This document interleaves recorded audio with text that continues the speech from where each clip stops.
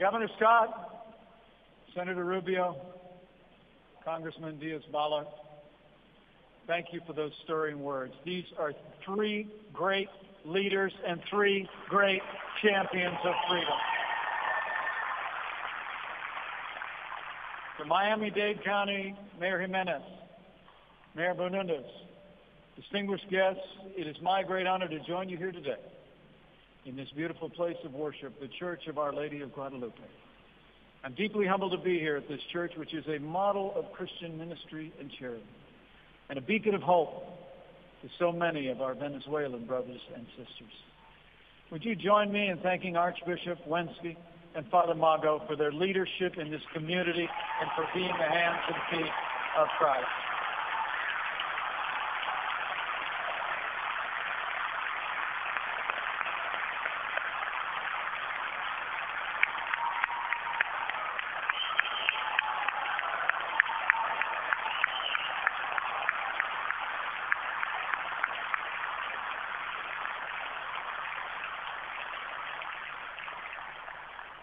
And to all of you, I bring greetings from a champion of freedom in the Western Hemisphere, across the wider world, and for all the good people of Venezuela, the 45th President of the United States of America, President Donald Trump.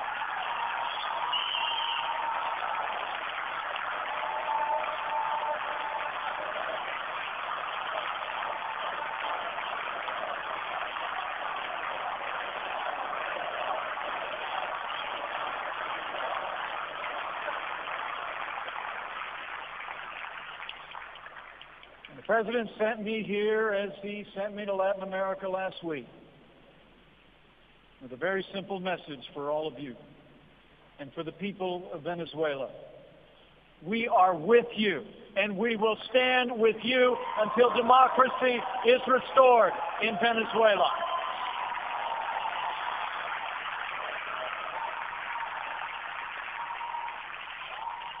Now, the last time I was here, I joined President Trump when he took another decisive step to keep his promise to the American people when he canceled the last administration's one-sided deal with Cuba.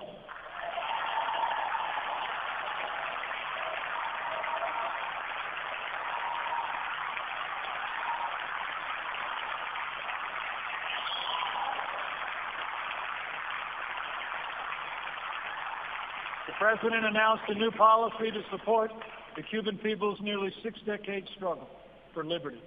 It will ensure that U.S. dollars will no longer prop up a military monopoly that exploits and abuses them. Under President Donald Trump, it will always be Que viva Cuba Libre.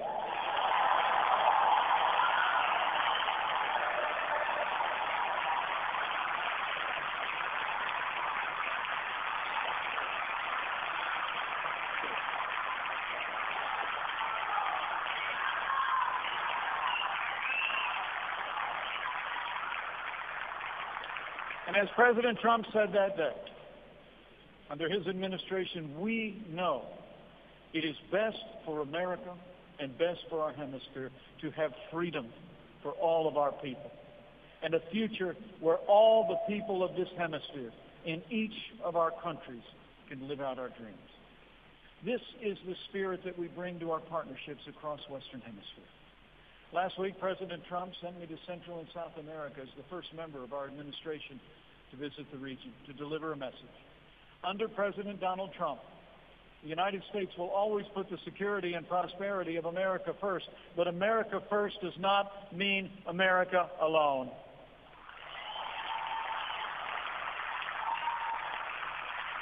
And as the President has said, in his words, America stands with all the people in our great hemisphere yearning to be free. And our administration is working hand in hand with free nations across Latin America to make this vision a reality. The United States stands with our neighbors in the Western Hemisphere because our security and our prosperity are inextricably linked. Our interests are aligned. Our values are the same. And the birthright of freedom belongs to all of our people in this new world. A prosperous Latin America means a prosperous United States.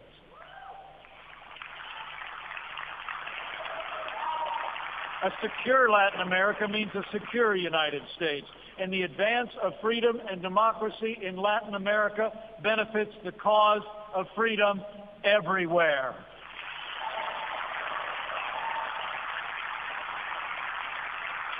Because when free people stand together, there's nothing that we can't accomplish.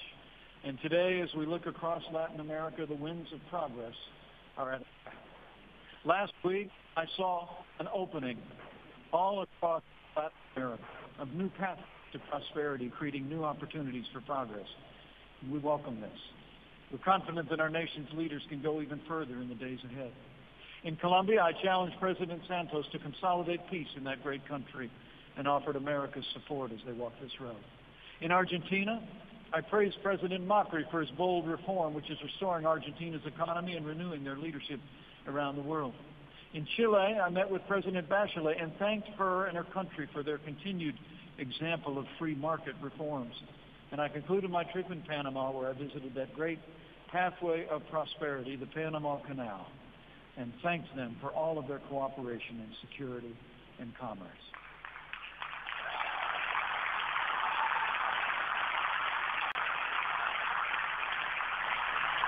But for all the progress in our economies, we must never forget that security is the foundation of our prosperity. And here, too, Latin America has made important strides to ensure the safety of our region's citizens. As so many in this room know, the most immediate threat to Latin America's security is the menace of transnational crime and the drug trade that sustains it. The drug trade is a wellspring of violence, crime, and corruption, victimizing people of all walks of life in every corner of our hemisphere. It carries not only illegal drugs, it also spurs illegal migration as families flee the chaos and search for a better life.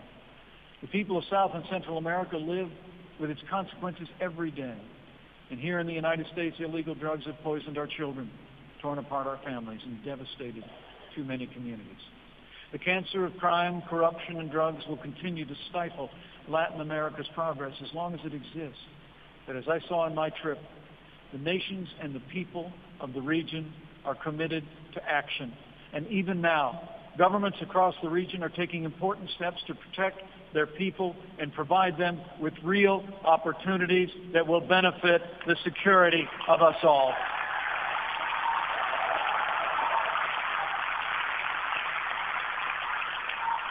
And let me assure you, the United States is firmly committed to Latin America's security. And working with our allies in the region, we'll confront and overcome all who dare to threaten our well-being. And together we'll bring about a new era of safety and security for our people and all who call our hemisphere home.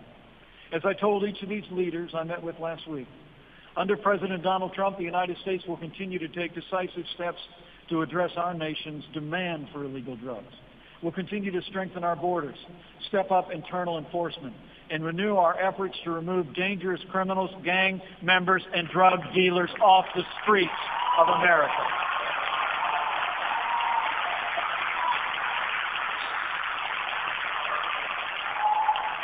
And to protect the people of the United States, we'll also continue to work with all the nations across our region to combat drug production and transnational criminal syndicates.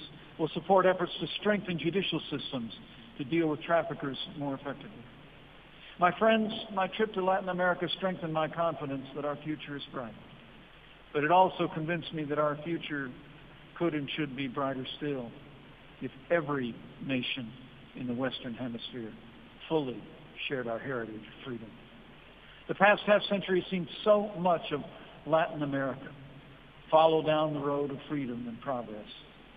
Yet as we speak, Venezuela has gone in the opposite direction, toward dictatorship, not democracy, toward oppression, not freedom, toward the past, not the future.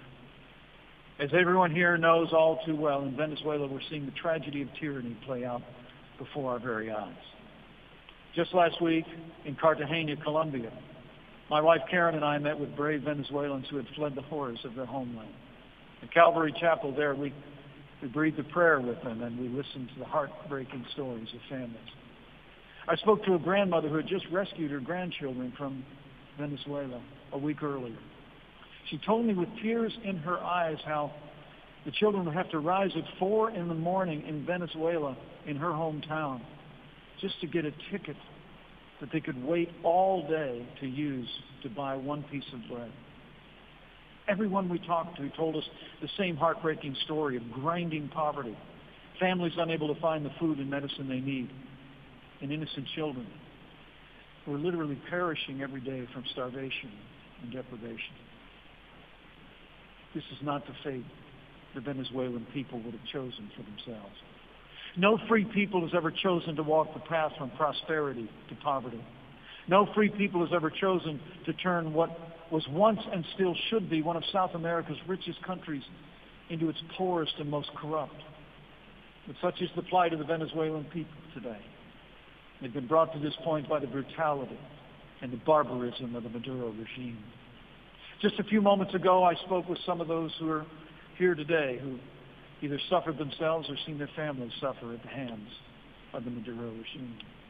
I met with Daniela Shadendorf, whose stepfather, Antonio Ledesma, the mayor of Caracas, was thrown into prison just a few weeks ago for courageously opposing the Maduro's regime to undermine democracy. I spoke with Alejandro Riboletto and Antonio Marvel Jimenez, two Venezuelan judges who've been driven to exile for supporting the rule of law, and others who fled their homeland and faced detainment for their beliefs. Would those who I met with today mind standing briefly? Would you join me in thanking these heroes of freedom in Venezuela who have sacrificed much but will continue to fight for freedom in their homeland?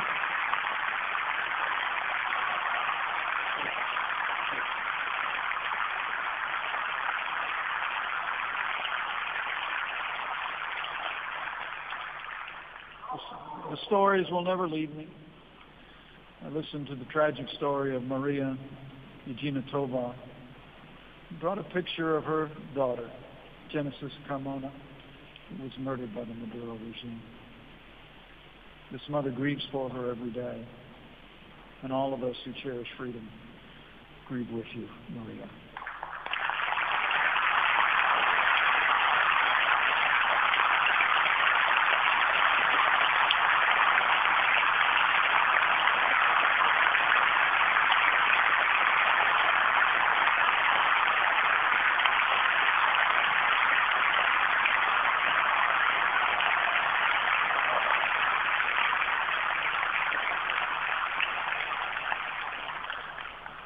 We grieve for the more than 130 brave Venezuelans who died in the fight to restore democracy in their homelands.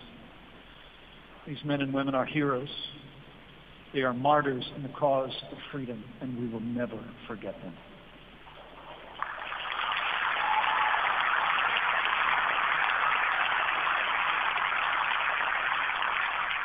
The Venezuelan people are suffering every day. But as I told the men and women I met with today, they can know with confidence that under President Donald Trump, we hear you, we stand with you.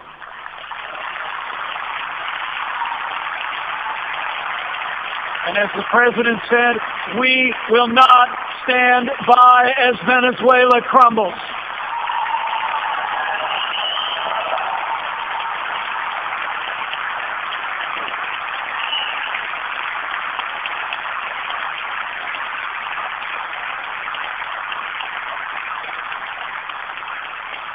The United States will continue to stand with free nations across the hemisphere until democracy is restored for the Venezuelan people. Allow me to take a moment to thank Governor Rick Scott for his strong leadership for the people of Venezuela and the actions that he took just last week here in Florida.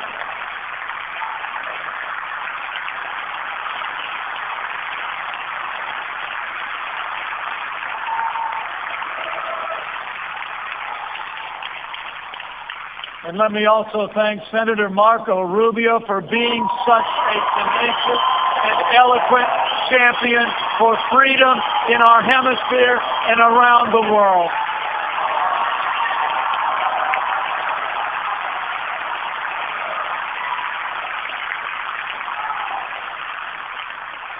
As I saw firsthand on my trip, Latin America is essentially united in condemning the Maduro regime and calling for the restoration of democracy for the Venezuelan people. But there's more work to be done. Country after country has taken concrete steps to isolate and punish the Maduro regime.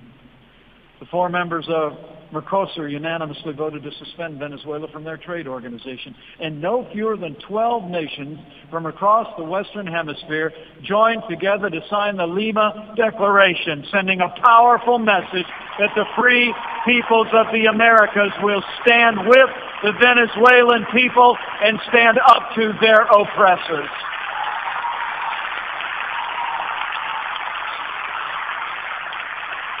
And just yesterday, Panamanian President Juan Carlos Varela announced a new policy in support of our efforts to require Venezuelans to obtain a visa before entering Panama. This is a strong step by Panama to further isolate the Maduro regime for its brutal tactics to undermine democracy by denying safe haven to its corrupt and criminal inner circle. The President and I are grateful for Latin America's strong stand for liberty, but we urge the countries of the region to do more, much more.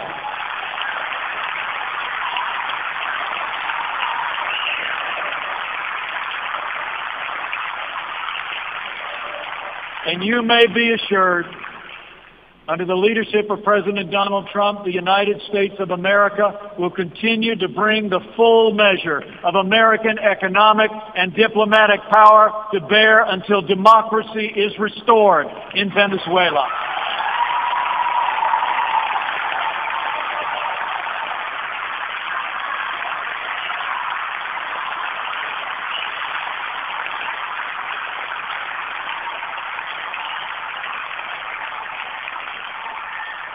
At President Trump's direction, the United States has already issued 3 rounds of targeted sanctions against Maduro and his inner circle. And there's more to come. And we'll continue to act. We'll continue to act until the Maduro regime holds free and fair elections, releases all political prisoners, and ends the repression of the Venezuelan people.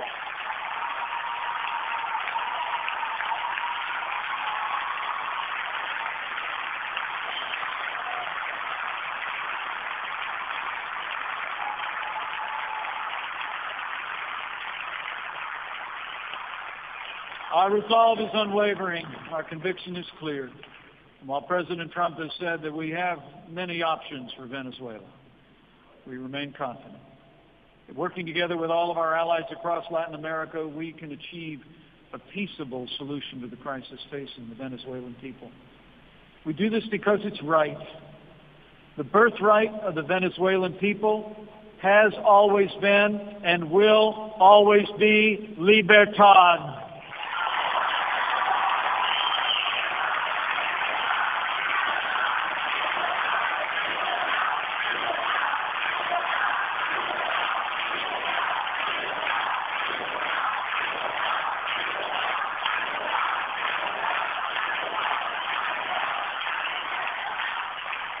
We do this because, as President Trump has said, a stable and peaceful Venezuela is in the best interest of our entire hemisphere.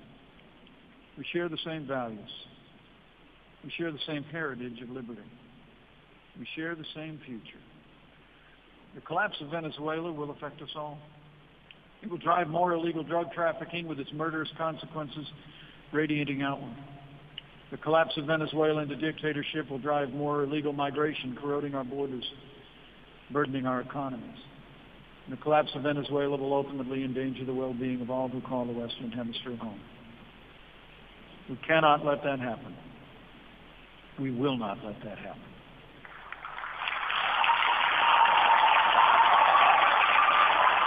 Because the people of Venezuela are our brothers and sisters in liberty.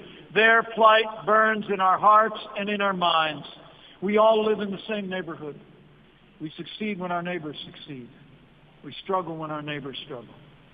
And so, we will continue to act, together with our partners and allies across this region, in the fight for liberty for Venezuela. And I believe with all my heart that Venezuela will once again be free.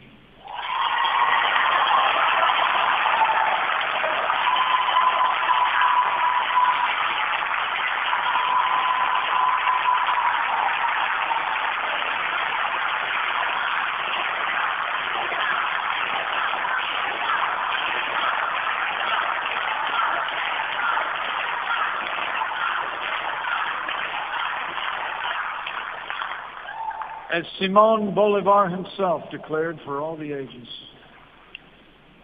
a people that loves freedom will in the end be free.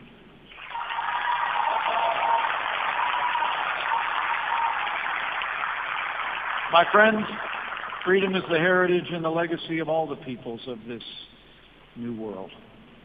In the long annals of liberty, names like Bolivar, San Martin, Martí stand with Washington, Jefferson, and Lincoln. They each held high the torch of freedom in their time, and now it's been passed to us to carry, to keep lit in this hemisphere, and to kindle a new brightness that might illuminate and comfort all in its glow and inspire the world. This then is our task, and under the leadership of President Donald Trump, I know we will succeed. Because I have faith.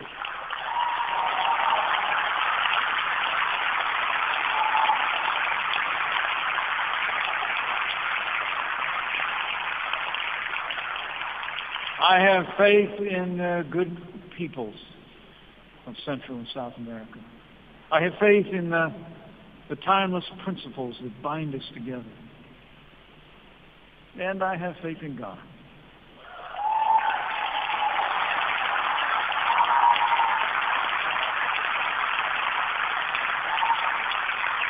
Whose word promised long ago that where the Spirit of the Lord is, there is liberty.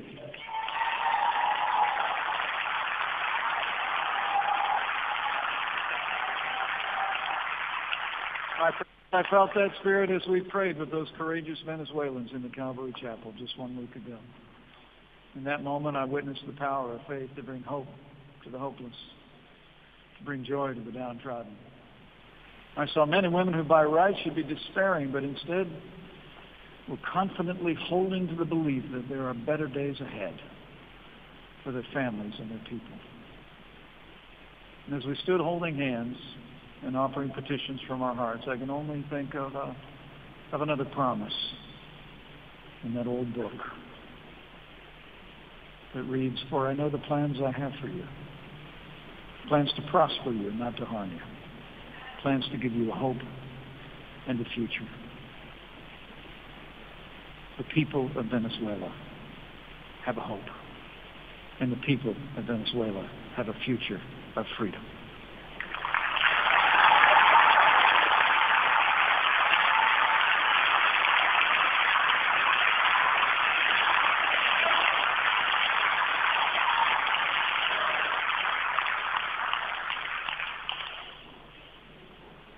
So I close with a prayer. God would bless all of you, many of whom are far from home but have never forgotten those who are struggling behind. A prayer for the American people who cherish and uphold freedom not just for ourselves, but for all of our neighbors and who inspire the world. May God bless the people of Venezuela. May God bless the people of Latin America. May God grant us the wisdom and the resolve to see our way to freedom in this new world. And may God bless the United States of America.